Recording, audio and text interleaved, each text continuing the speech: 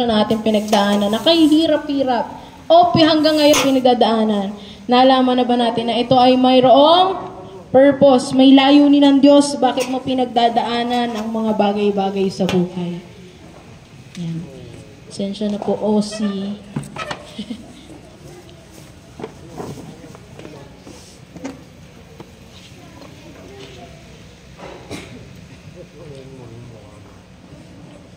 Tayo po ay tumayo.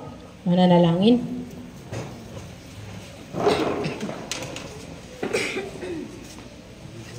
Kapatid, gusto ng Diyos ngayong oras na ito yung full attention. Yung iyong yung focus na puso at isip mo ngayong oras na ito. Kahit ano yung nararamdaman mo, may masakit sa'yo, inaantok ka, kung ano man, alam ng Diyos yung laman ng puso mo. At ang tanging gusto niya lang is yung makinig ka sa kanyang mensahe. Sige po, tayo ay pumikit, yumuko at mananalangin. Aming Diyos sa banal, ikaw po ay aming pinapupurihan, niluluwalhati sa lahat ng pagkakataon, napakabuti mo. Ngayong oras na ito, Panginoon, amin pong pinasasalamatan ng iyong pangalan. Ikaw ang siyang maunawa, God, ikaw ang siyang magturo sa buhay ng bawat isa. Ngayong oras ito, hinihiling namin ang pangunawa na nagmumula sa inyo. Ano man po yung mensahe mo, Panginoon, this morning, sa individual, O God, sa buhay ng bawat isa, ikaw ang magsalita. You speak, O Lord. And kausapin mo kami, Panginoon, sa buhay namin. At hayaan mo po na naman yung mensaheng maririnig namin ngayong umagang ito, hindi lang po tatagal ito ng hanggang dito lang sa kwarto, o dito sa isang malaking building na ito. Hindi sa paglabas namin, mabitbit namin yung mensahe na itinuturo mo. Hayaan mo po, Panginoon, na kung nasaan man kami, yung tinig mo palagi yung aming pakikinggan. And this morning, Lord, hindi mo lang po gusto kaming tumikim ng gatas. Gusto mo nagle-level up kami, Panginoon. And help us, O God, to chew, nguyain ang karne na ipagkakalob mo po sa buhay ng bawat isa. Ngayong umagang ito, Panginoon, salamat po at biyayaan mo po kami, Panginoon, ng sapat na kaunawaan. Thank you, Holy Spirit. In Jesus' name we pray. Amen. Sige po, pwede na po tayo umupo. Palakpakan uli natin ang Diyos. Amen. Palakpak sa Diyos. Thank you, Lord. Thank you, Lord. Purihin ka po. Alam niyo po, we are now talking about the Holy Spirit kasi nung the 5 elementary teachings, 'di ba sabi ni Mami Gold, go back to basic. Pag ikaw ay masyado ka nang matagal sa simbahan, pero wala ka pa ring bunga, sabi ng Mami Gold, go back to basic. And what are the basic teachings, mga kapatid? The elementary teachings are, una, repentance. Sa Tagalog, sisisi, na itatapik ni Mami Gold? Yes. Pangalawa, pananampalataya. Na-preach na rin po? Yes. At ang pangatlo is yung receiving the Holy Spirit. Pang-apat is the resurrection of Christ. And the last is yung Judgment Day. Judgment Day. Meron na po tayong karunungan, tama, tungkol sa Judgment Day. Especially pag nagpe-preach si Pastor Steve, no? Pastor Robert, na nai-invite natin dito. But we want to see na hindi natin naluluktawan yung pangatlo, which is about receiving the Holy Spirit. Alam niyo ba, mga kapatid, tayo ay naligtas sa pamamagitan ng kanyang kagandahang loob. Tama po? Dahil sa kagandahang loob ng Diyos, sa pamamagitan ng ating pananampalataya. Hindi dahil masipag ka, hindi dahil mabuti kang tao, kaya ka mapupunta sa langit, kundi dahil namatay si Jesucristo para sa iyo. Nilinis niya ang iyong mga kasalanan, inako niya lahat ng iyong karumihan, ng ating karumihan. Kaya pagharap natin sa Ama, malinis tayong titingnan ng Ama. Bakit? Dahil sa Jesucristo ang tumubos sa atin. Sana po, palagi nating i-recall, everyday ng buhay natin, ligtas ako dahil sa ginawa ni Jesucristo. Sabihin mo sa katabi mo yan. Sige, sa kabila naman, ligtas ako dahil sa ginawa ni Jesucristo. Lagi nating tatandaan na hindi tayo ang may dahilan, hindi tayo ang gumawa ng kung anuman. Hindi tayo yung nagsipag, hindi tayo yung nagpursige kung bakit tayo ligtas, kung bakit ang iyong pangalan ay nakasulat saan? Sa aklat ng buhay. We are saved dahil kay Kristo. At deserve ni Jesus Christ ang pasasalamat mo araw-araw ng buhay mo. Tanungin mo nga yung katabi mo, nakapagpasalamat ka na ba ngayong umagang ito? Kahapon ba, nagpasalamat ka ba? Ayan, sabihin mo, salamat sa Diyos dahil mapagpasalamat ka. Ayan. Again, sabi sa kanyang salita, Ephesians 2:8-9, diba? Na tayo ay naligtas dahil sa kagandahang loob ng Diyos. Ito'y libre, mga kapatid. Tayo'y naniwala lang. Wala tayong ginawa. Hindi yung active ka sa church, ligtas ka. Active ka sa ministry, ligtas ka. Nagpabaptize ka, ligtas. Hindi po. No? Ang kaligtasan ay libre. Tama po? Naniniwala po ba kayo doon? Sana po lahat tayo ay naniniwala dahil kung hindi po baka po hindi po natin mapapag-usapan itong Holy Spirit. Dahil kailangan may pagkaunawa tayo sa salvation. Kailangan unawang-unawa natin that we are saved. Tayo'y ligtas na. Hindi pwedeng pag tinanong ka, saan ka pupunta? Ilang % kang mapupunta sa lang? Ay, mga 90 pa lang. Kasi yung 10 parang pinagtatrabahuan ko pa. No. 100% be sure na ikaw ay sa langit pupunta. Paano yun, te? Pag napamura ko kanina pasinghal ako kanina nagalit ako. The Lord forgives. No? May tinatawag na sin and mistakes. No? Yung sin is yung you are, nandun ka pa rin sa pamumuhay. Iba yung nagkasala sa namumuhay sa kasalanan. No? We are not perfect. Tama po ba? Tingnan mo kang katabi mo kung perfect yan. No? Kasi kung perfect yan, iaangat na yan ng Diyos. Mauna na yan. Lahat tayo ay may mga pagkakamali. But I tell you kapatid, magkaiba yung namubuhay sa kasalanan at sa nagkakasala. Now, tayo mga Kristiyano, tayo ay lumalapit sa Diyos araw-araw na nagre-repent, nagko-confess, umaamin sa mga kasalanan. But we still, di ba, nagkakasala pa rin. Minsan hindi sinasadya, di ba? Pero iba yung nabubuhay sa kasalanan.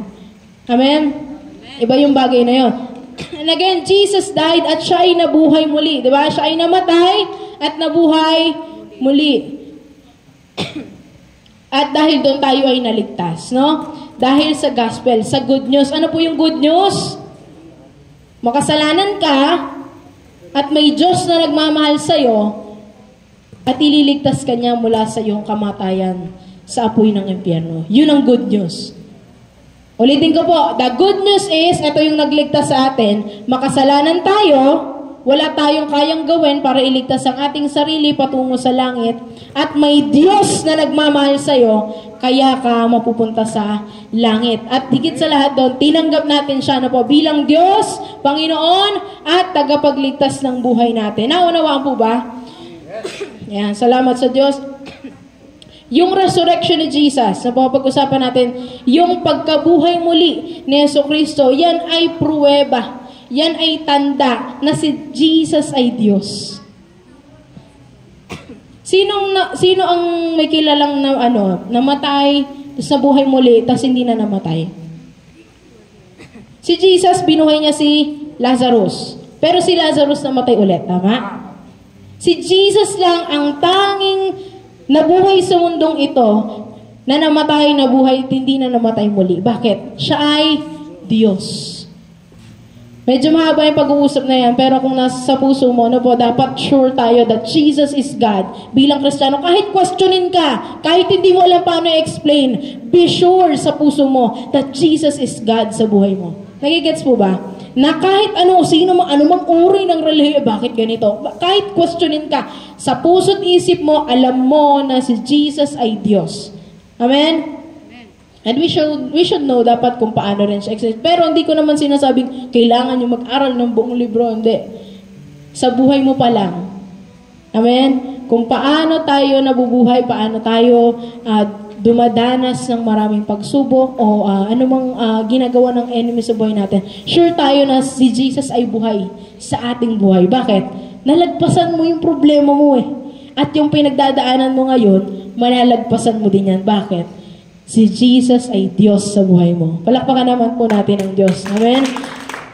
Another proof, mga kapatid, ng resurrection ni Jesus Christ ay natalo niya ang kamatayan. Ang gusto ng enemy, ang gusto ni Satan, noon pa man, di ba? Gusto niyang patayin sino? Si Eva at si Adan, di ba? Sabi ng Diyos, kung ikaw ay kakain nito, you will certainly die. Mamamatay kayo. At syempre, tinukso niya. Eto naman si Eva, kumain. Di si Eva, si Adan, kumain din. So, ganun din. Nung time nung kay Moses, di ba? Yung mga ganung sanggol ay gustong ipapatay ng hari nung time na yon. Kasi gusto ni enemy na mamatay. Di ba na-explain na ito ni Pastor Steve na gustong patayin yung pagmumula ng lahi ni Jesus Christ na dudurog sa kanyang ulo.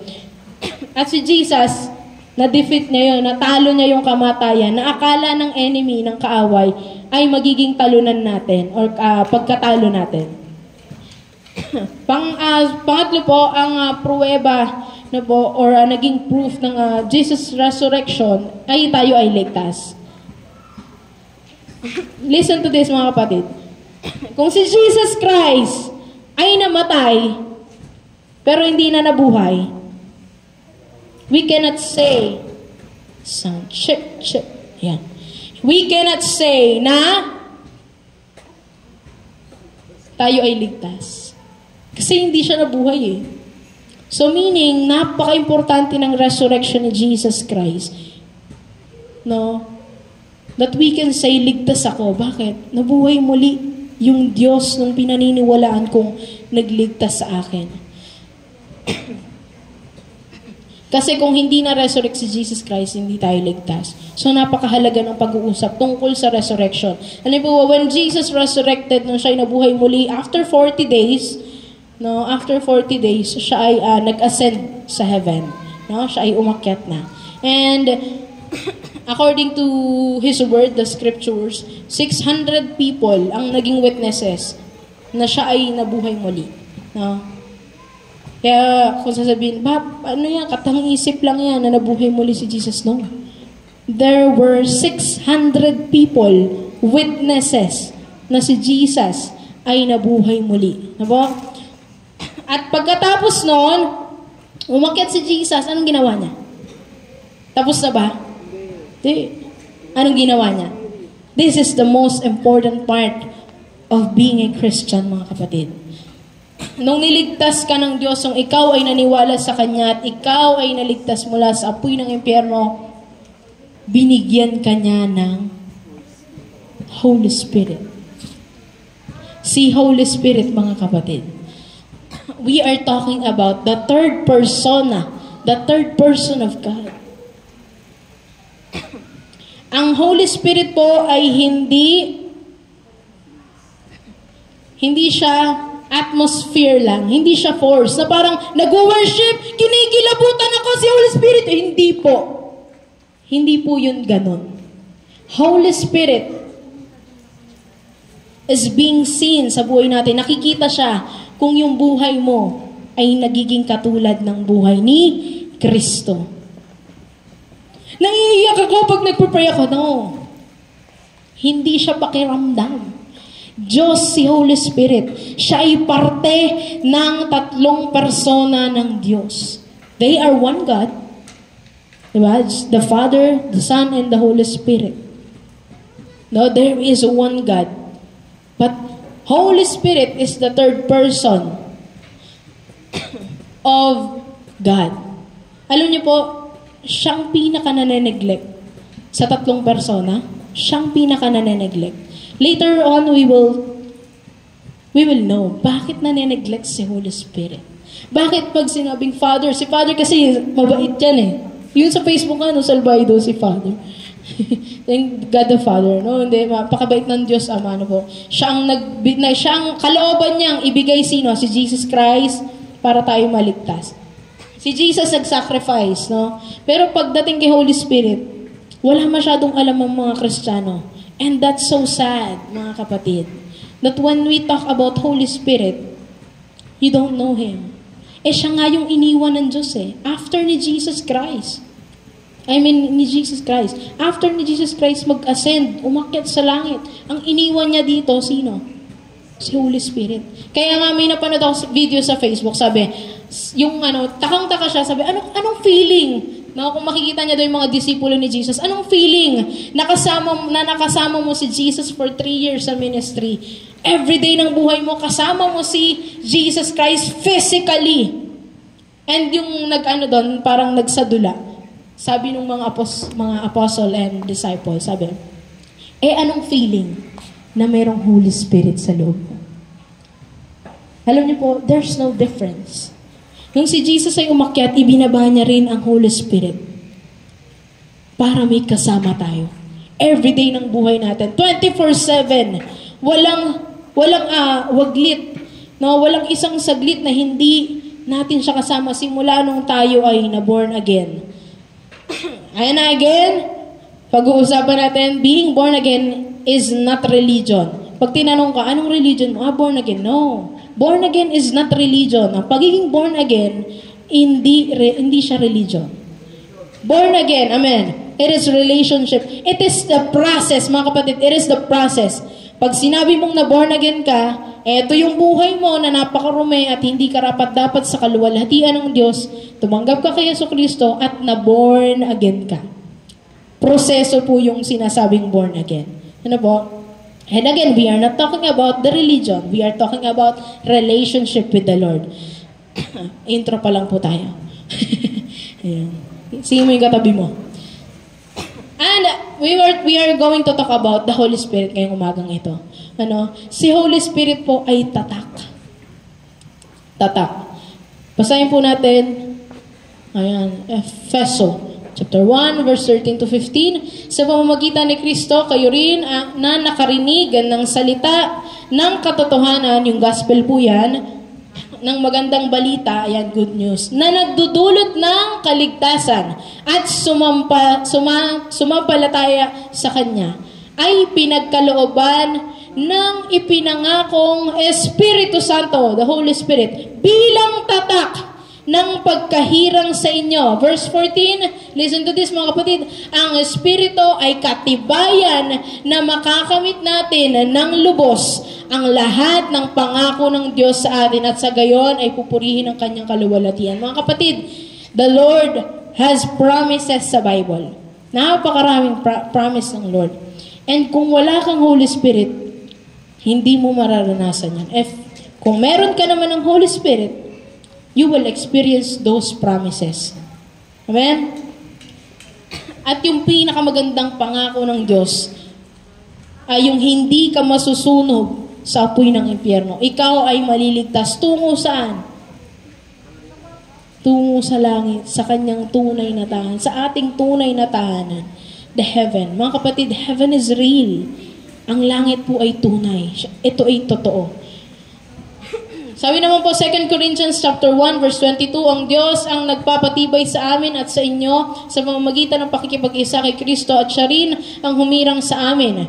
Nilagyan niya kami ng kanyang tatak na pinagkalooban ng kanyang spirito bilang patunay na tutuparin niya ang kanyang ipinangako. Same as with Ephesians, no? Nabanggit doon. Sabi doon, nakarinig ka ng mensahe, nagkaroon ka ng pananampalataya, naligtas ka, at nagkaroon ka ng tatak ni Holy Spirit. Tatak ni Holy Spirit is the guarantee of our inheritance, mga kapatid. The proof. Kung meron ka ng tatak ng Holy Spirit, mga kapatid, ownership po ito. Identity. Sino po nagsasabing Christian siya? Ay, sige po. Pwede po natin itaas ang kamay. Wala naman pong baldado dito. Sige po. Sino po nagsasabing Kristiyano siya? Ayan.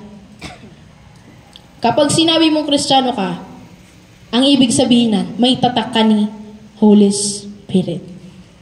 Amen? You're not just attending church.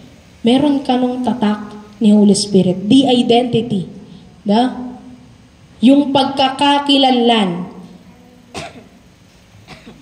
Kumbaga sa ngayong salita is yung brand. No? Anong brand mo? Ayan. Anong favorite brand mo ng shoes? Nike. Ano ba? Adidas. Balance. Napakarami. Sa damit. Uniqlo, Bench. Napakarami. Pero bilang tao, bilang Kristiyano, anong tatak meron ka? Anong brand meron ka? Diba? Alam natin to mga kapatid, na kapag malapit nang dumating, at malapit na maghari, pag naghari na ang kaaway, at malapit nang dumating si Jesus Christ, the second coming, hindi ko po kayo, pinag-usapan natin ito, hindi para itakutan, kundi i-prepare ang puso ng bawat isa. Meron na, hindi lang po sa mga susunod na panahon, ngayon pa lang. Ewan ko po kung napapanood niyo sa Facebook, sa YouTube, or kung saan man. Meron ng mga nagpapatatak ng tatak ng demonyo. Meron na. May chip na. Yung kapag tinutok sa grocery, namili ka, namalengke ka, pag tinutok mo dun sa machine, bayad ka na. Kapag wala ka ng chip or ng tatak, di ka pwedeng bumili. I don't know kung anong bansa yun. Pero sooner or later, dadating na siya sa Pilipinas. And ikaw, anong gusto mong tatak? My question is, ngayong umaga, anong gusto mong tatak? Tanungin mo yung katabi mo, ikaw kapatid, anong gusto mong tatak? We are talking about the seal of the Holy Spirit. Yung tatak, mga kapatid, yung pruweba. Alam niyo pa may dalawang uri ng tatak. But we're not going to talk about it ngayong umaga kasi medyo mahahaba yon. And ngayong ito, yung gusto natin pinakapag-usapan. Kung sino yung mayroong tatak ni Holy Spirit, siya ang kanyang isasama pangat sa kanyang kaharian. Mga kapatid, listen to this. Make sure na hindi basihan ng buhay mo na ang kaligtasan mo kumbaga nakabase sa ginagawa mo. No. Make sure na pagdating ni Jesus Christ, second coming, meron kang tatak ni Holy Spirit. Kasi yung pagpunta mo sa simbahan, baliwala.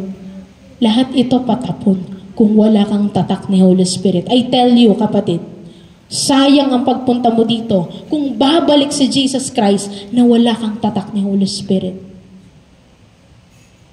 Kasi hindi ka aangat kasama niya. And I believe dito sa church natin, we really understand, mga kapatid, na yung tatak ng Holy Spirit ay hindi tinatrabaho. Amen? Yan ay kusang dumating nung ikaw ay tunay na na-born again. Nung tunay kang naniwala at nanampalataya na ikaw ay ligtas dahil sa ginawa ni Jesus Christ. Bakit natin inuulit-ulit? Again, kahit pag-usapan natin kung paano dapat manalangin, paano dapat mag-fasting, pero kung wala kang tatak ni Holy Spirit, lahat ng ginawa mong mabubuting bagay sa loob ng simbahan, sa labas tumulong ka, naging mabuti kang tao sa ibang kapwa mo, sa pamilya mo, naging mabuti ka, o sa sarili mo, o kahit na sino man sa loob ng simbahan, baliwala lahat yan. Kung dadating si Jesus Christ na wala kang tatak ni Holy Spirit. Again, Holy Spirit is not an atmosphere, hindi siya power force, no? Hindi siya nararamdaman lang. Hindi siya emotion. Siya ay parte ng persona ng Diyos, mga kapatid. Di porke siya na nabanggit na sa Bible is siya na yung pinakamahina. No. Iisa ng kapangyarihan na ang Father, the Son, and the Holy Spirit. And my question ngayong umagang ito, listen to this. Gusto ko sagutin mo to sa puso mo. Do you know Him, the Holy Spirit? Kilala mo ba si Holy Spirit? Nagbibigay ka ba ng oras with the Holy Spirit? Do you give time for Him? Kailan yung huling pagkakataon na nakipag-usap ka sa Kanya? Kailan yung intimate relationship mo with Him? Kailan yun? Kailan yung kayo lang dalawa, walang istorbo. Just you and Him. When was the last time, mga kapatid? Because I tell you, if you know the Holy Spirit, close kayo. No? Kanina we sing the song, I want more of you, God, Holy Spirit, come. Tapos dun sa, Shekinah glory, meaning po ng Shekinah is nagdudwell or nananahan. Ano po? Hindi po sinabing, I want more of you, God, dahil kakaunti lang yung ng Diyos sa atin, yung pagpasok niya sa buhay. Hindi. Buo siyang ibinigay ng Diyos sa atin. Ang problema, hindi mo siya pinapakilos sa buhay mo. That's the problem. And again, my question ngayong umagang ito, when was the last time, yung huling usap mo, yung kayong dalawa lang, hindi ka nastorbo ng cellphone mo, hindi tumunog yung messenger mo, hindi ka nastorbo ng TV, ng mga tao sa paligid mo, when was the last time? Because we are talking about the Holy Spirit. Pinag-uusapan natin si Holy Spirit. And si Holy Spirit, nasasaktan po si Holy Spirit. Ang sabi sa kanyang verse, pinag-usapan natin to nung nakaraan, nagigrieve si Holy Spirit. No? Siya ay Diyos, may nararamdaman siya. Pag siya, sabi niya, Nak, it's time to talk with me, pray ka na, devotion ka na, sisimba na tayo, may Bible study, may cell group, may prayer meeting, or yung kahit ikaw lang, personal mo lang, habang naglalakad ka, habang nagde-drive ka, habang nasa work ka, habang nasa school, kinukulbit ka ni Holy Spirit, nakausap tayo. What you say, mamaya na lang po.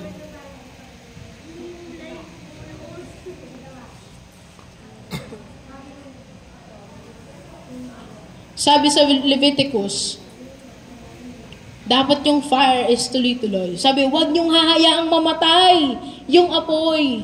Huwag niyong hahayaang mamatay. Sabi doon sa altar, dapat lagi siyang buhay. The fire. Diba? Kailan yung huling pagkakataon that you have fire for God? Yung may apoy ka para sa Kanya. Excited ka pupunta dito. Excited kang magpe-pray ka. Excited kang magbabasa ka ng Kanyang salita. Excited kang magkwento sa naranasan mo buong araw. That before you sleep, ikukwento mo sa Kanya yung mga nangyari sa'yo. Kahit kasama mo siya, ikukonsulta mo yung mga bagay na kaya mo or hindi mo kayang gawin. When was the last time that you have fire? Na meron kang excitement sa puso mo?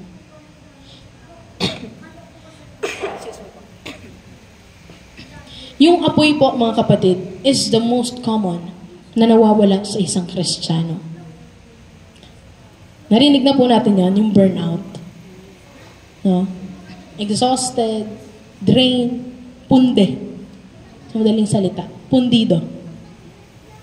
No? Yan po ang kauna-unahan at na talaga namang talamak ang pagkawala ng apoy ng isang Kristiyano. At pinakamasakit yan. Bakit? Kasi si Lord gusto niya i-break yung pattern ng backsliding. Gusto niyang i-break yung pattern ng backsliding. And if we are talking about backslider, mga kapatid, this is not those people na wala dito. Ito yung mga tao na nawalan na ng ganang mag-share ng gospel sa ibang tao. The backslider isn't just, ito yung mga tao na nawalan na ng apoy. Na dati, I will evangelize. Lahat ng friends ko, hindi ko gusto na sila'y mapunta o masunog sa apoy ng impyerno. Gusto ko kasama sila sa langit. When that desire ay namatay, you are a backslider. Akala mo nasa loob ka ng simbahan, you are active every Sunday, you are here. Nagpe-pray ka every day. Akala mo di ka na backslider, no? I'm not judging you, I'm not condemning you. Pinagdaanan ko rin ito. Kaya ko po sinasabi again, mahal ko po kayo at mahal tayo ng Diyos. Ayaw ng Diyos na maiiwan tayo dito pag may mga umaakyat na. When there are people na kinot up na ni Jesus pataas.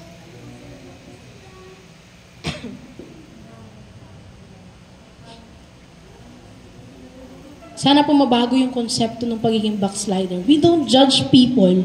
Ay, si ano umalis. Dati sipag niya, ngayon wala na sa church, hindi na nagsimba.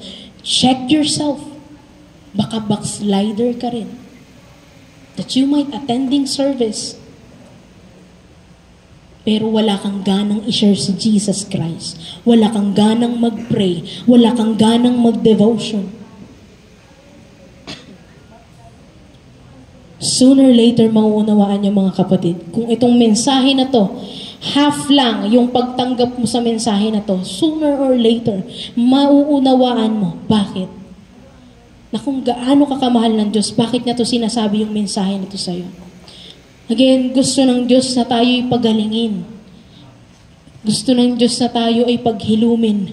To live a life for God na may apoy, mga kapatid. Alam niyo po ba, the fire, ginagamit yan for judgment. Diba? The lake of fire, apoy ng impyerno.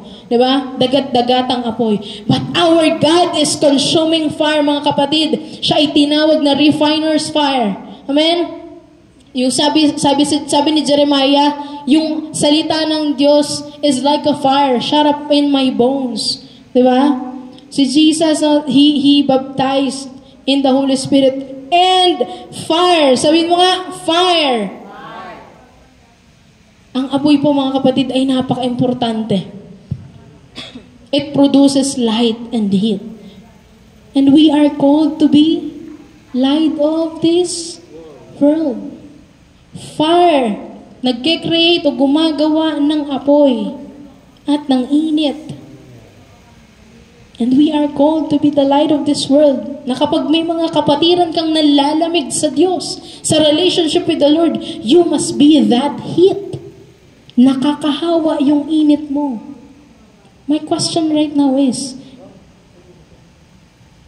nakakahawa ka ba o ikaw yung nahahawaan ng pagkalamig sa Diyos?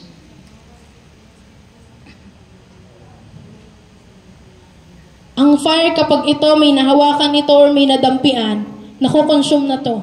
Hindi siya hindi yung sabihin ng apoy, ano ka ba? Naniniwala ka ba sa sa Diyos? O kaya naman, nakagraduate ka ba? Hindi. Pag ang fire nakadapo sa isang bagay, dadapuan niya yun at lalamunin niya yun.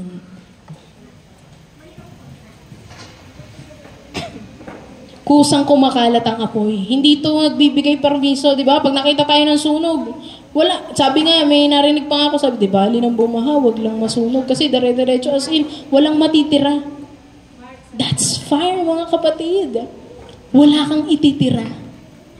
Na pag may nalaman ka,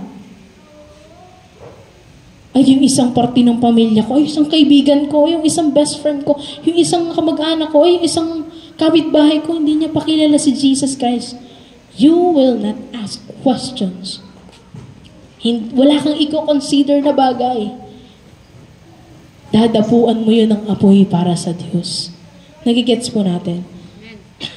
But the fire, mga kapatid, we are talking about the fire for Jesus. Kung ikaw, wala ka ng gana, at hindi mo na nagagawa na meron kang isang taong kukwentuhan about Jesus Christ, your fire, maaaring namatay na ito. Baka namatay na yung fire mo. Kaya hindi mo na kayang ikwento si Jesus sa ibang bagay. This past few weeks, mga kapatid, we are talking about mahal ka ng Diyos. Di ba?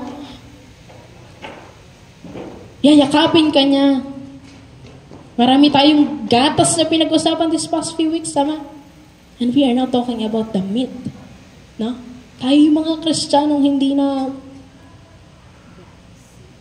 na tayo yung mga less than 2 months. No? Hindi na tayo less than a year. We are more than years, diba? More than a year na tayong Kristiyano.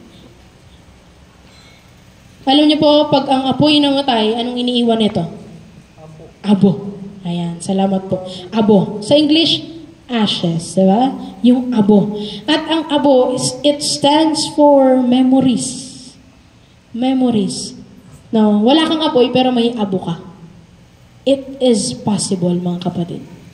You are here. Natatandaan mo, ay, tatandaan ko yun. Sipag namin, ikot pa kami doon dati. Umulang bumagyo, kami mag-share. Natatandaan ko, yung camp namin, napakasaya, ganyan. Natatandaan ko, puro natatandaan. What is now? Natatandaan ko, napakasipag ko mag-pray. Natatandaan ko, excited ako sa mga ganitong bagay. The Lord is talking to you right now, mga kapatid. God doesn't want you to be a minister of ashes. Gusto ka niya maging minister of fire. Amen? Hindi ikaw yung magme-minister, magiging lingkod ka ng Diyos, puro ka natandaan ko, dati ganito ako. Hindi, ang gusto ng Diyos, meron kang kwento ngayon. Amen? Meron kang fire ngayon. At alam niyo po ba, na ang bawat apoy, nagpo-produce ng, usok. Tama? It attracts controversy. It attracts persecution. It attracts misunderstanding. It attracts haters. Kung may apoy ka, may critic, may basher, may haters. Dati naranasan ko na ito, Lord, ayoko talaga nang may mga ganito, may kaaway. Ayoko talaga nang nagkakaroon ng kaaway, kahit sa school o sa kung ano. Dati nung bata ako pala, away ako, maldita ako eh. Pero nung binago ko ng Diyos, sabi ko, Lord, ayoko nang may nakakaaway, masama sa image. Pero nung talagang maglilingkod ka na, merong mga tao kahit anong gawin mong maganda, talagang hindi maganda yung tingin sa'yo or kung ano man. Bakit? When you have fire, nag-a-attract ka ng haters, ng bashers. And those are the mandirigma of the enemy. Sila yung mga kasama ni enemy, mambulyog sa'yo, mambugbog sa'yo. Sabi nga, when you lose fire, mawawala din yung persecution, mawawala din yung haters, mawawala yan. Pero ako, I would rather have critics because of fire than have no critics because I don't have fire. And I hope kayo rin na mas gustuhin mo nang may mga nag-a-atake sa'yo, may mga pangit na tao, salbahing taong ma-atake sa'yo dahil may apoy ka. Kaysa naman wala kang nag-hate sa'yo, wala kang basher, pero wala kang apoy. No? Sabi sa Matthew 24:12, lalaganap ang kasamaan. I don't think kung dito ito. Ay, wala. Ayan. Matthew 24:12, lalaganap ang kasamaan at manlalamig ang pag-ibig ng marami. Nangyayari na po yan ngayon. Hindi na lang sa mga taong nasa labas ng simbahan, kundi pati mga taong nasa loob ng simbahan. Hindi na natin sila pag-uusapan. Pag-usapan na lang natin tayong mga nandito sa loob. Yung kasamaan, the immorality, lumalaganap na mga kapatid. Na-normalize na ang kasalanan. Pwede na yon. Magkakaiba tayong moral eh. What moral for you may be more... Naku, discuss yan. Sa college, na ba? Taas ang kamay ng mga nakakaranas. Na?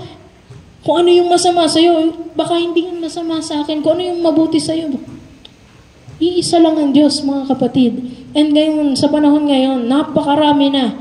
Sabi dun sa English, grow cold. Maraming nanlamig.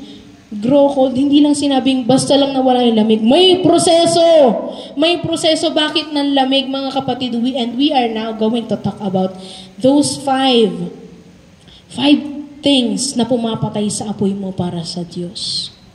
No? And again, in yung process yon. And you might think na, hindi ako yon. Leader ka, active ka sa ministry, you're attending mga gawain, na baka iniisip mo, ay para kay sayang, wala siya dito.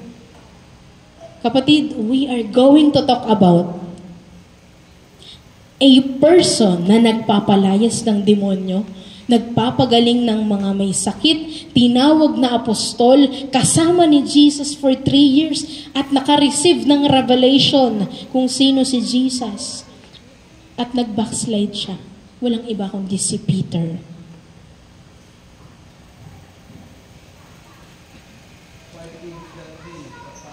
Limang bagay na pumatay o nagpapatay ng apoy mo?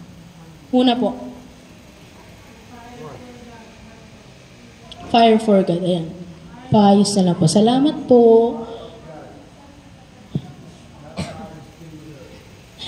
Thank you po, paayos. Salamat po. Iyan ako, freeze ko. Ayan. Thank you po. Una, when you focus more on your love for Jesus than His love for you. Kapag nakatingin ka sa pagmamahal mo para sa Diyos kaysa sa pagmamahal niya para sa iyo.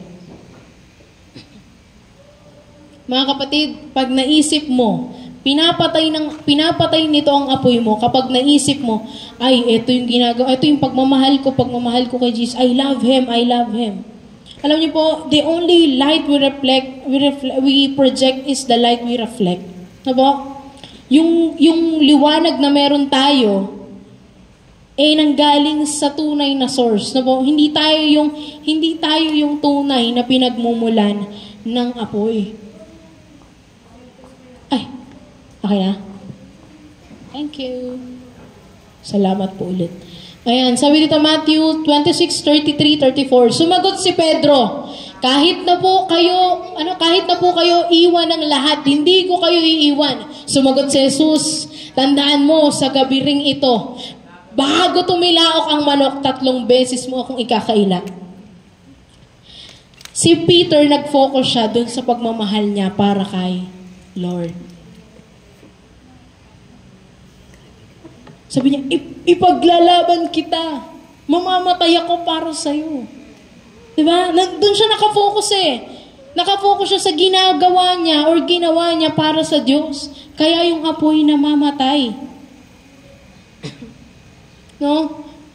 Inalis yung mata kay Jesus at tinutok sa sarili.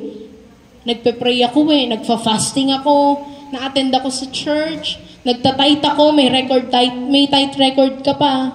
No? Nakafocus ka sa ginagawa mo para sa Diyos. And that kills the fire for God, mga kapatid. Tayo'y umiibig sapagkat ang Diyos ang unang umibig sa atin. Mga kapatid, remember na hindi ikaw yung unang natutong umibig. Kaya ka marunong magmahal kasi may Diyos na nagmahal sa'yo.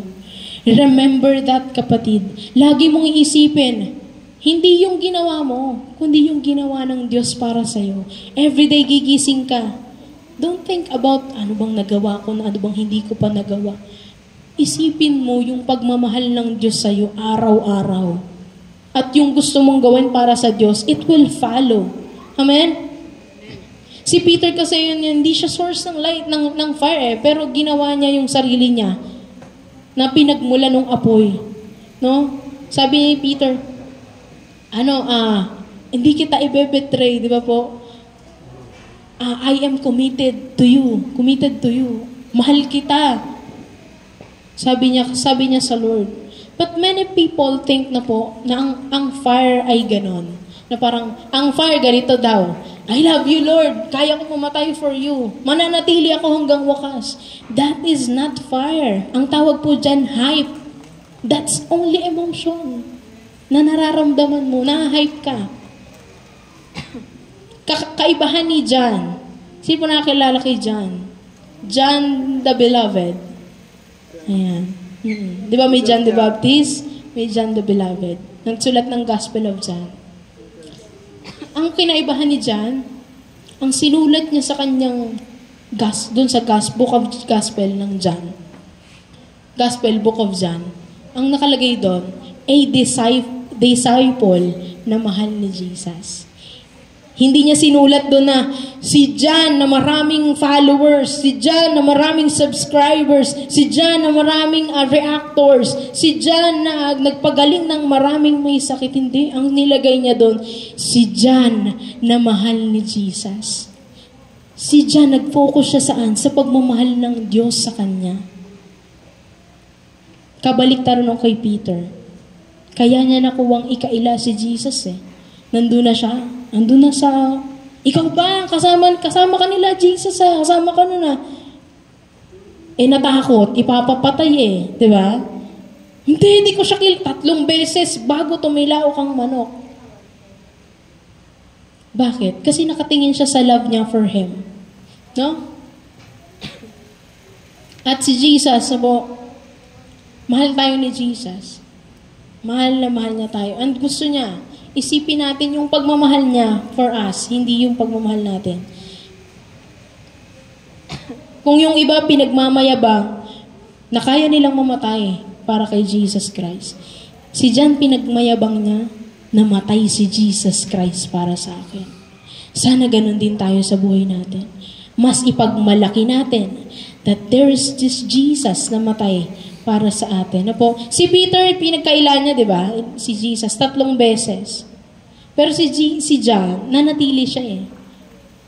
Tama? Siya yung kasama ni Nina Mary. Tama po? Naalala natin? Siya yung kasama, nanatili siya eh. Sina Peter, nag-alwasan sila eh. Takot sila. Pero si John, sinamahan niya pa yung nanay ni Jesus. Diba? Alam niyo po, may times sa kung saan hindi, alam mo yan, worship na, time to pray na, pero hindi mo matagpuan ng Diyos. Bakit yung iba kanina, may nagtatangs na, may tumataas ng kamay. Ako, hindi ko maitas yung kamay ko, hindi ko maramdaman yung Holy Spirit, hindi ko siya ma-feel. Mga kapatid, I tell you, ditong bagay na to, ikaw ay anak ng Diyos. At ang anak, sa mga nagkaroon na po ng anak, nung po ba yung lumabas yung inyong baby, na po, na-enjoy niyo po ba yung presence nila? Kahit hindi pa nila kayo nauunawaan. Di ba? Yung baby, wala pa yun karunungan. Pero yung magulang, punong-puno ng kagalakan sa puso na dumating ka. Ito ka, akin ka. Hindi sinasabi ng mga magulang na huwag kang matulog, kailangan ko ng time mo, hindi. Ini-enjoy ng father o ng mother yung time with the baby, dun sa anak. Ganon din ang Diyos, mga kapatid. Every time we worship, listen to this, kapag tayo sumasamba sa Diyos, umaawit, nagpupuri, huwag mong isipin yung pakiramdam mo. Ay, kaya kami nagpupuri kasi paganda yung loob ko. Ay, ito na, awit na, praise and worship na, pampagaan ng puso to, ng mga nilalaman ng puso ko. Hindi. Isipin mo pag nag-worship ka, dapat si Lord ang nag-e-enjoy. Inaawitan mo siya. Amen? Amen. Kasi ako naranasan ko to, sabi ko, Lord, break muna nga tayo. Kasi hindi ko talaga maranasan 3 weeks na, parang nasan ka, Lord? Tinatry ko naman eh. Tinatry ko naman. Break muna tayo, baka mas gumanda yung pakiramdam ko. No? I tell you, kapatid, the Lord spoke to me nung after 3 weeks na yon, na medyo mahaba-haba. Ano yan? 2 years ago ata. Yung naranasan ko yun. And nitong nakaraan, sabi ko nga, umawin ako sa Lord, sorry po kasi hindi ako devotion a day. Alam niyo po yung at even pray dahil sa kapaguran sa school. And I admit, inamin ko yon sa mga kasama ko sa DPS. Sabi ko, ang hirap talaga nang hindi ka nag-pray kahit saglit, hindi ka nakapagbasa at idadahilan ko pa yung busy ako or Napakahirap mabuhay nang wala tayong connection sa Lord. And yun nga, the Lord invites, sabi niya, ang word ng Lord sa akin, anak, ini-invite kita sa presensya ko. Hindi para ma-enjoy mo ako, diba? Kundi para ma-enjoy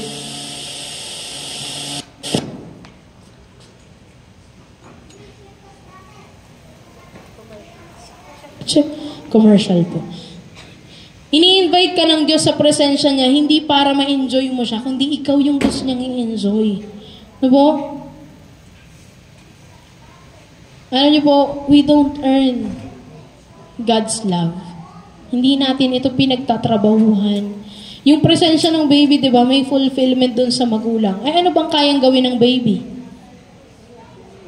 Kumain, mag-poop, di ba? Yun lang, tawa, magligalig, kunin yung tulog mo. Di ba? Pero yung magulang, sobrang pagmamahal dun. Mga kapatid, iyon yung pinakalagi nating iisipin, na yung Diyos, yung una, Nakakala natin, iuna natin ng Diyos, mahal natin ng Diyos. Hindi, unahin natin siya. Isipin natin ano yung ginawa niya for us, gaano niya tayo kamahal.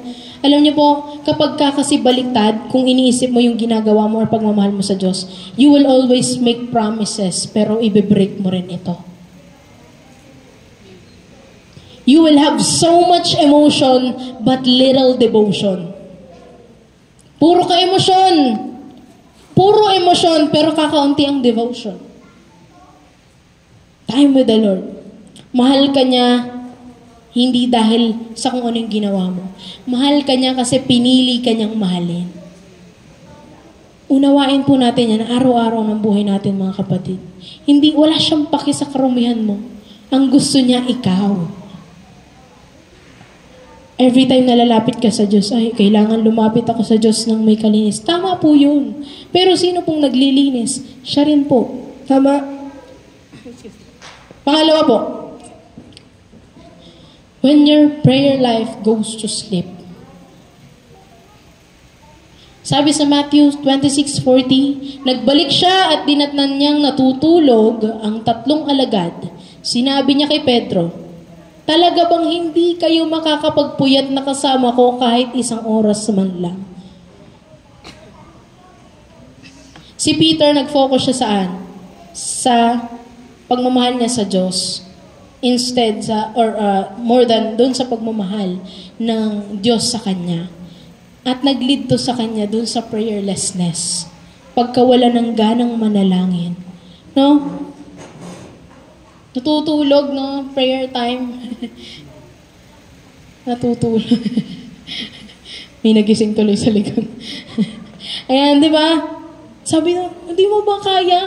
Pagpuyat lang sa akin, kahit 1 oras lang. Sabi dito, Lucas chapter 22, verse 31 to 32. Sabi ni Jesus, Simon, Simon, makinig ka. Hiniling ni Satanas na subukin kayo tulad ng kanyang ginagawa ng magsasaka na iniwala yung iba. Alam niyo po, nung na-meet ni Jesus si Peter, si Simon, na kapatid ni Andrew. Diba? Pinalitan niya ng name Pinalitan niya ng pangalan si Simon. Ginawa niyang Peter, ginawa niyang Pedro. Alam niyo po, yung past life natin, nakasama na sa pagkamatay ni Jesus Christ. Tama? Nung namatay si Jesus Christ, nung tinanggap natin siya, yung past life natin, yung maruming pamumuhay natin, nakasama ni Jesus Christ na namatay. At hindi na, pagbangon natin muli, ay bagong buhay na tayo. Tama po? But I tell you, ang kawalan ng oras sa pananalangin ay may kakayanang bumuhay ng dati mong buhay. Kung ikaw kulang ka sa pananalangin, yung dati mong buhay, babalik yan. Pansinin niya, pag kulang ka sa panalangin, mainit ulo mo. Pasinghal ka lagi, lagi kang galit. Hindi ka marunong umunawa sa kapatiran. O kaya naman, hindi, may mga times, basta nabalik yung dating ikaw, kung sino ka man. Pag kulang ka sa panalangin. Hindi na Peter, hindi na Simon yung tawag ni Jesus sa kanya di ba? May higit pa nga yung ibang disipulo dun Pero nung time na to, walang time manalangin si Peter. Natutulog pa, Sabi doon, Simon, Simon, tinawag niya sa dating pangalan. Ibinabalik ng kawalan ng gana mong manalangin yung dati mong buhay. Si Jesus, in-invite na si Peter sa prayer meeting, pero si Peter, tawag siyang sleeping saint. Tinawag siya sa dati niyang pangalan. Again, the greatest calling, mga kapatid, that Jesus had, is intercession. Jesus prayed, mga kapatid. Kung sino man, si Jesus nag-pray siya during baptism, ni John. Nag-pray siya sa wilderness, nag-pray siya sa mountain, sa bundok. Nag-pray siya early in the morning, di ba? Nag-pray siya. He spent all night sa pananalangin. Alam niyo po ba kung may isang tao na hindi kailangan ng panalangin? Si Jesus yun. But He did. He prayed nung nasa lupa siya. And sino tayo? Diba? to not to pray. Alam niyo po ba, napakalaki ng tulong ng pananalangin sa buhay natin. At alam yan ng mga nakapagtagumpay sa problema. Tama? Ang tumulong sa atin ay ang Diyos. At ginamit ng Diyos ang pananalangin para ikaw ay magtagumpay. Na? Napakalaking tulong ng panalangin. But there are times sa buhay natin na ito yung gini-give up natin. So my question is, give up mo ba yung prayer life mo ngayon? I'm talking to you right now. Give up mo ba yung devotional life mo at this moment? Kasi it brings your past life, no, pabalik. At ang gusto ng Diyos, more time with Him. More time with Him.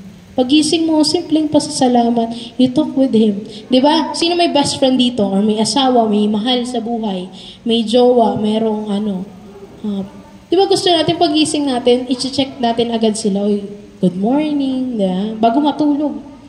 Alam mo kung saan pa nagpunta, diba?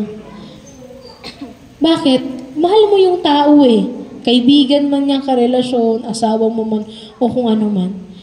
Sana ganun din tayo ka-close sa Lord. Amen? Ina-update natin siya sa buhay natin. Kahit alam niya na yung mga nangyayari sa buhay natin. Diba? Gusto ni Lord na lumalapit tayo sa Kanya. Pangatlo po.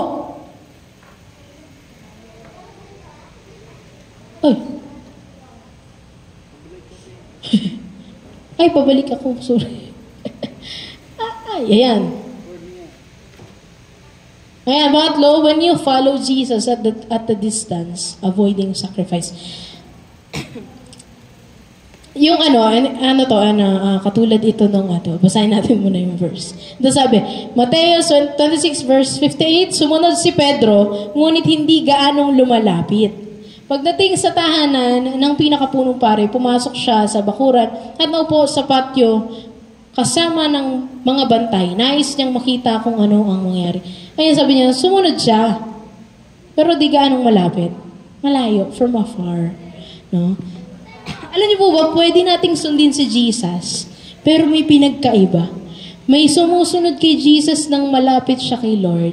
May sumusunod naman na malayo siya. Ano pong ibig sabihin nun, ate? Alam niyo po kasi, yung sacrifice or discomfort na pwedeng maranasan natin pag naglingkod, talagang totoo. Na po, yung hindi siya convenient, ganyan. Hindi po masayang buhay. Kasi dati, ang ibig sabihin ng Peter follow Jesus ng malapit is being loved, mahal ka niya, no? Famous sila kasi nagpapagaling, kilala sila no? Signs and wonders, yung boat mo mapupuno ng puro isda. Yan ang ibig sabihin ng pagsunod kay Jesus before. Kaya sumusunod si Peter, no? Sitting at the right hand of Jesus. Pero ngayon, nung time na to, nung nagkakagipitan na, malalaman mo talaga tunay na kaibigan no, pag nagigipitan na, kung sinong matitira. Ngayon, itong panahon ito, yung following Jesus, it means may pagkakataon, may tsansa na mamatay ka. Kasi hinahunting na sila dito eh. Nung mga panahong time na hinahunting na sila, di ba? Pwede kang mamatay. Kaya nangyari kay Peter, lumayo siya. Susunod ako, Lord, pero lalayo ako. Kaunti lang. Because I love my life. Following Jesus, ang ibig sabihin na nito ay, you stop sa pagkakasala mo. Following Jesus, kaya lumayo si Peter, it might meant, mga kapatid, na you stop watching porn, stop cigarette, stop having that bad relationship, stop saying bad words. Ano po, kaya may mga Kristiyanong carnal eh. Alam niyo po yung carnal Christian? Hindi yun medyo nadidiscuss na po. Carnal Christian meaning, Kristiyano sila, pero nabubuhay sa kasalanan. Mahal nila si Jesus, gusto nilang mapunta sa langit, gusto nilang tinanggap nila si Jesus Christ, may pananampalataya sila, sure silang sa langit sila pupunta, pero ayaw bitawan ang kasalanan. That's carnal Christian. Ask yourself, half-half lang ba ako? Half-half lang ba ako? Diba? Kasi meaning ng pagsunod kay Jesus, may bibitawan ka. And that is your past life, mga kapatid. At hindi lahat nagagawa po yan. Minsan may namamatay na carnal Christian na lang. No? You will pray the prayer, pero nasa malayo ka. Diba? Tanda ako to, sabi ng Lord, nak, yung 200 sa bulsa mo, ibigay mo dun sa tao na yun. Lord, blessing ko yun eh. Akin yun eh. Pero the Holy Spirit is convicting me. Ibigay mo, 200 pesos. Hindi talaga, Lord. Hindi ko sinunod. Teka, sulo ko nun eh. Eto na. Nagkaroon na ng aberya. Alam niyo po magkano ginastos ko? Doble. 400 pesos ginastos ko. Dahil hindi ko ibinigay yung 200. Di ko na pagkukwento yung senaryo. Medyo matatagalan. No? Mahaba ako magkwento eh. So yun. Ang gusto ko lang i-point, kapag may pinagagawa si Lord and ang response natin ay no, nawawalan po iyon ng proteksyon. At mayroong pagkakataon ng kaaway na umatake sa buhay mo. Every time you say no, yung protection ng Lord sa bagay na yun nawawala. Kasi you say no at aatakihin ka ng kaaway. Kaya maybe, no, baka yung atake ng kaaway sa'yo, dalawang bagay. Dahil nag-a-attract ka dahil sa apoy na meron ka, the smoke attracts yung haters o yung atake ng enemy. Or baka naman, nag-no ka, kaya ka inaatake. No? Again, kapag hindi natin to inilagay sa altar ng Diyos, sa harapan ng Diyos, kukunin ng kaaway. Gets po natin? Kaya kung meron ka ngayon, kapatid, na hindi pa isinusuko sa Diyos, isuko mo na kaysa yung kaaway ang kumuha pa. Paglalaruan ka lang nun.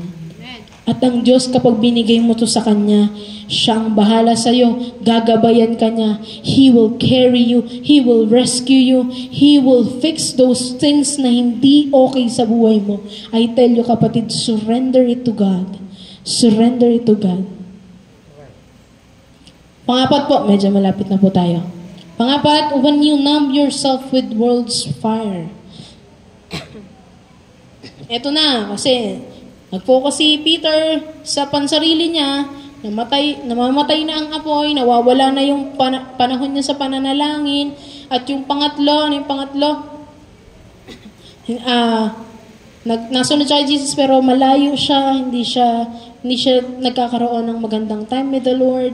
And yung pang-apat, dahil wala na siyang apoy na kung saan pamumugaran para mag-init siya, ang nangyari, ito po, Marcos 14:54, si Pedro yung sumunod kay Jesus, ngunit malayo ang agwat niya sa kanya. Nagtuloy siya hanggang sa patio ng pinakapunong pari at naupo upang magpainit sa tabi ng apoy. Katabi niya roon ang mga bantay. John 18:18, maginaw noon kaya't nagsiga ng uling ang mga utusan at ang mga bantay, at nagumpukan sila sa paligid ng apoy upang magpainit. Nakihalo sa kanila si Pedro, tumayo roon at nagpainit din. Ayan. Alam niyo po, malayo siya di ba? Malayo siya kay Jesus. Again, it is possible na maranasan natin yung half in church ka, pero half not in church. No, again, the carnal Christian. Yung nagpe-pretend ka lang na mag-fit in. No, pinipilit mo yung sarili mo. You're warming yourself at the wrong fire. Alam niyo po yung world's fire, yung apoy ng mundo, addictive po yun. Kaya nga na ikaila ni Peter si Jesus ng 3 beses. Addictive po yun. Nakaka-addict yung apoy sa mundo. No? For example, yung kamay mo. When we are worshiping God, bukod sa masakit yung kamay mo, hindi mo maitaas. Bakit? Baka yung kamay mo, nakapagpainit na sa mundo. Kaya, nung time na nag-worship na sa Lord, nung time na dapat magpe-pray ka na on your own sa loob ng tahanan nyo, kung saan man, yung time na dapat magde-devotion ka, hindi mo magawa. Bakit? Nakapagbabad ka na sa world's fire, sa apoy ng mundo. Kaya ka hindi makakain ng salita ng Diyos kasi busog na yung ikaw, yung soul mo, yung spirit mo. Alam niyo po, hindi talaga, doon ako naniniwala na kung saan, kung bakit nawawala ng gana ang Kristiyanong magbasa ng salita ng Diyos, kumain spiritually ng salita niya. Kasi busog ka na sa ibang bagay. Possible sa cellphone mo, you scroll 5 hours a day or more than 5 hours. Talking with someone else na hindi naman nakakatulong sa iyo or nanonood ka ng mga bagay na hindi mo dapat pinapanood. Humahawa ka ng bagay na hindi mo dapat hinahawakan. Sumasama ka sa mga taong hindi mo dapat sinasamahan. And all those things, mga kapatid, are the world's fire. Apoy ng mundo na nagpapawalan ng gana sa iyo pag nasa init ka na ng Diyos. No? Kaya kapag when someone ask you, kaklase mo man, katrabaho mo, kung sino man, kasama, kapitbahay mo, kasama mo sa pag tinanong ka, Kristiyano ka, anong sagot mo? Ako, yes. Kayo rin po, di ba? Yes. Amen? We memorize scriptures, alam natin kung paano manalangin, publicly. Pero pag binalatan kaya tayo, yung idadissect, pag binalatan kaya tayo to see the spiritual life, kumusta kaya? No? Kumusta kaya yung buhay natin? Gusto ng Diyos na doon ka magpainit sa apoy niya, mga kapatid. And the 5th, the last one, mga kapatid, malapit na po tayo matapos. When you return to your old life, to fully return, pinapatay yung apoy mo kapag bumalik ka sa dati mong buhay. Alam niyo po, nung sa John, 21:3, ito yung nangyari noon. Let's have our full attention sa bagay na to dahil baka isa ka sa nakakaranas nito. Sinabi sa kanila ni Simon Pedro, "Mangingisda ako. Sasama kami," sabi nila. Umalis nga sila at sumakay sa isang bangka. Magdamag silang ng isda, subalit wala silang nahuli. Alam niyo po, si Peter, he returned doon sa dati niyang buhay. And he find it na walang laman, empty. Alam niyo po, kung ikaw naligtas na, tumanggap na kay Jesus Christ, tapos you try na bumalik sa dati mong buhay, nag-backslide ka, I believe, hindi na katulad nung nararamdaman mo pleasure dati, yung mararamdaman mo. Pag na-enjoy mo ang presensya ng Diyos, hindi mo na may enjoy ang presensya ng mundo.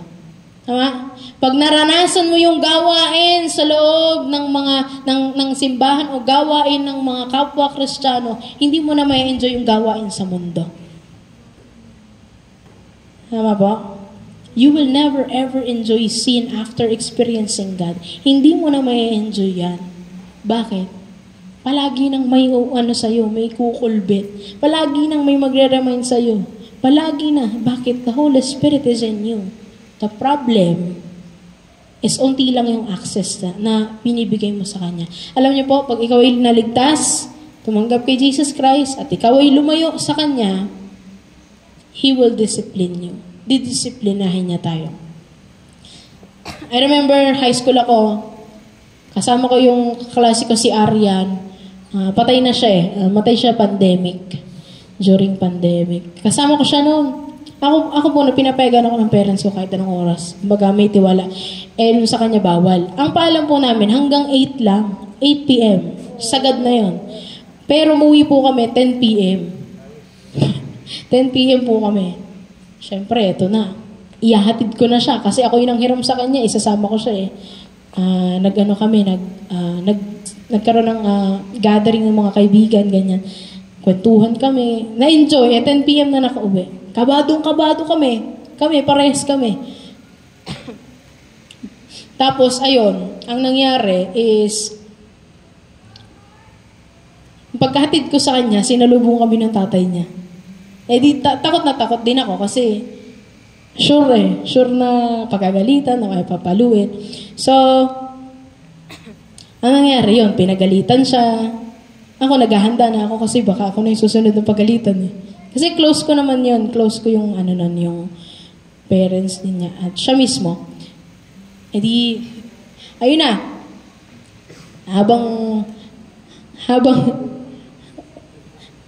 Habang kami ay nandun sa harap ng pito, pinapagalitan.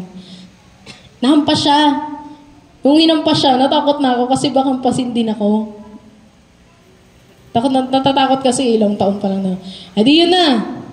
Ang nangyari, akala ko hampasin ako, biglang sabi ng tatay niya, umuwi ka na. Pinagalitan din ako. Pero pinauwi niya, hindi ako hinampas. Pinauwi ako, hindi umuwi ako. Hindi niya ako dinisiplina. Bakit? Kasi di niya ako anak. Remember this, mga kapatid. Kung ikaw lumayo sa Diyos o lumalayo sa Diyos, dinidisiplina ka ng Diyos para bumalik ka sa Kanya. At magtaka ka kung hindi ka dinidisiplina ng Diyos. Baka hindi ka niya anak. And hindi ko kayo para takutin sa bagay na ito. I believe anak ka ng Diyos. Kaya kung ikaw, nasa mundo ka ngayon, nagiging carnal Christian ka, kapatid, baka nakakaranas ka ng disiplina ng Diyos. Alam niyo po, sabi doon, naglayag sila doon, wala silang nahuli kahit isang isda. Gaano kasakit yun? Napakalawak ng mga karagatan, mga kapatid, tapos pupunta ka doon. Tapos kahit isa wala kang huli. Masakit sa isang mangingisda yun. Dating mangingisda si Peter eh. Sabi doon, hindi ka na mangingisda ng isda. Magiging ka na, fishers of men. Diba? At tapos, bumalik siya. And then sabi niya, wala akong nahuli. Alam niyo po, ang Diyos merong sinturon. At hindi po natin pinag-uusapan yung abuse. Ang pinag-uusapan natin is yung love to correct.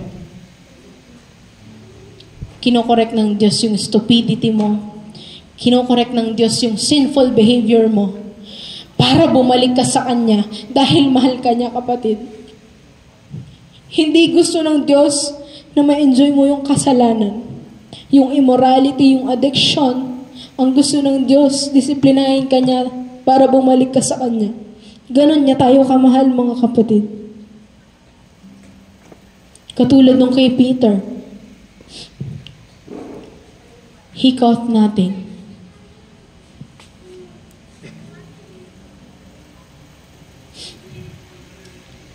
Again, Peter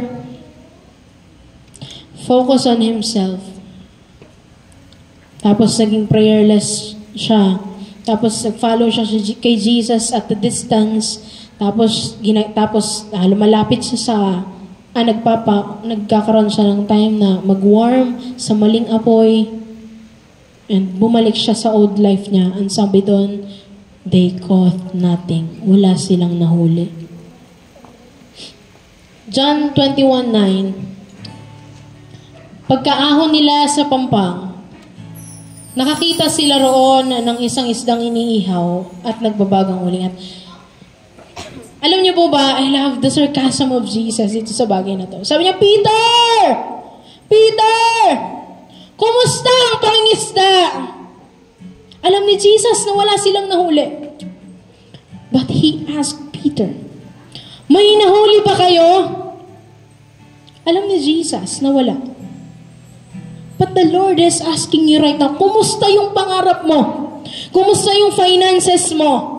Kumusta yung family mo? Kumusta yung mental health mo?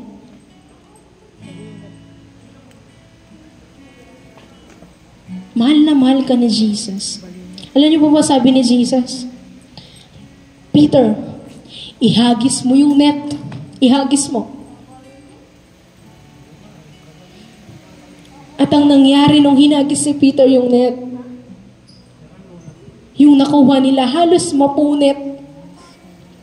Yung lambat, sa sobrang daming isda na nakuha nila. Mga kapatid, kapag malayo ka sa Diyos, aatakihin ng kaaway yung pamilya mo, aatakihin ng kaaway yung mental health mo, aatakihin niya yung pag-aaral mo, pagtatrabaho mo, aatakihin niya yung finances mo. Pero nung pumalik sila sa pangpang, bumalik sila kay Jesus. Sabi ni Jesus, Peter, ihagis mo yung net. At marami silang nakuha, kapatid. Ang kailangan mo lang ngayong oras nito, bumalik.